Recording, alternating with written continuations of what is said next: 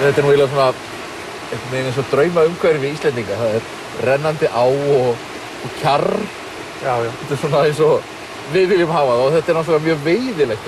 Þetta gerist ekkert mikið betra. Nei. Og man þarf nú ekki að kasta langt til að finna fiskinn.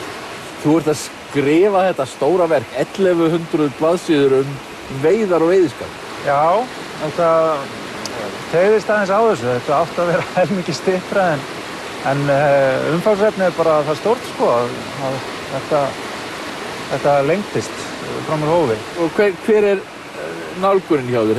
Þetta að dálítið leyti sögulegt, ekki? Þetta skiptist nú í 2 bindi. En fyrra bindinu farið yfir eiginlega bara svona sögulegt ágrip af vatnaveiðum. Allt frá því að Hrafnarflóki kom með Grími Háleska og félögum og var svo upptekinn með veiðar að hann hreinlega gleymdi að gefa rollunum sínum að éta og þurfti að hrökklast aftur inn til Noregs. Og hann hafði alltaf horn sér sko, en með honum í för var líka maður sér Þórólfur Smjör. Já. Og hann hvíslaði því að veiðimönnum í Noregi að þetta væri nú ansi skemmtileg eyja þarna vestur frá sko. Þannig að þeir komu þarna nokkrum árum síðar. Þannig að þú rekur þig svona líka í gegnum aldurnar? Ég svolítið svona, náttúrulega ekki kannski frá ári til árs. Nei. En já, svona reyna að grafa upp einhverjar sögur veiðimenn frá öllum tímum. Og hefurðu fundið eitthvað? Hvað hefurðu fundið skemmtilegt? Það alveg ótrúlegt hvað hægt að finna maður grúskar í gulum bókum.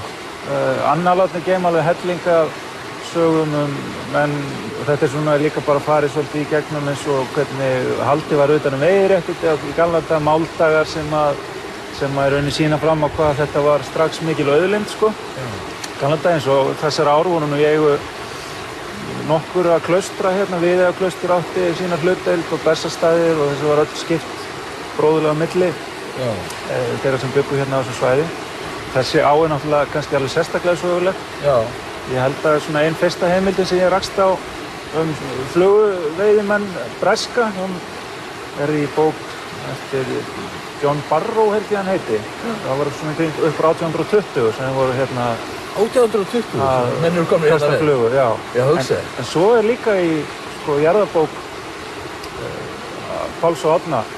Þar talað mann á Ljótstöðum 1712 sem að dorga með briki og sem sagt veiða á stöðum. Já. Og þetta svona kannski elsta heimildin stangveiði, ef maður kallar þetta stangveiði sem ég rakst á. Þetta heillandi saga. Já, og svo bara alls konar þjóðsögur og ýmislegt sem blandast inn í, sko. Já. Þannig að þetta svona blandað einhvers konar sögu og ævintýrabók. Það var náttúrulega verið þjóðsögur ýmislegt sem að býr í vötnum og ám á Íslandi. Að sjálfsögðu og mjög, allir neygrarnir og furðuskepnurnar, sko, og skrýmsli voru nú mjög algeng hér fyrr á öldum. Koma víða fyrir í ritum Gísla Oddssonar og fleiri manna sem að lýsa skrýmslunum mjög nákvæmlega og það eiginlega gegnum furðu hversu hratt þau virðast hafa bara horfið á landinu. Þetta nánast eins og sko þegar risaeðlurnar dóu út. Það bara á einu bretti það bara hurfu öll skrýmsli, svona ekkert 1750-1800. Og þessi stað bara komu aftur venjulegi fiskar og laxar og menn fór að veiða þá. Svo annað bindið og þá ferðu sjálfur hringinn í kringum landið. Já, þá svona reyni ég að segja allavega eitthvað frá ám og vötnum í öllum landshlutum og svona flestum þeim sem einhverju varða.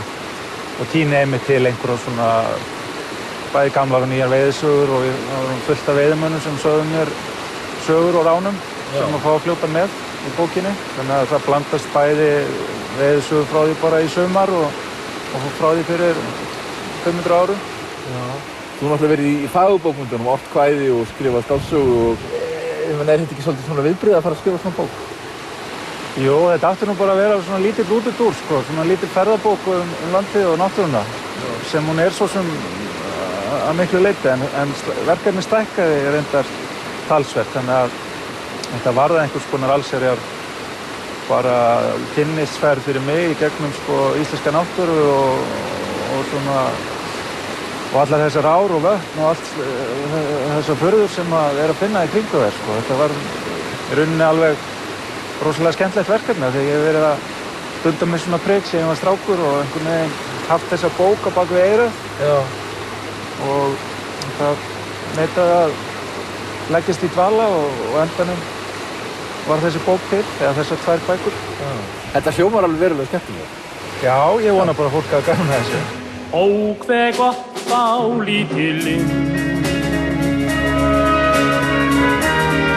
leika frjálst hlíð og dal, víða áfram létt sem hinn, nýta alltaf nýja vín. Lauma koss á kaldan stein, kastast áfram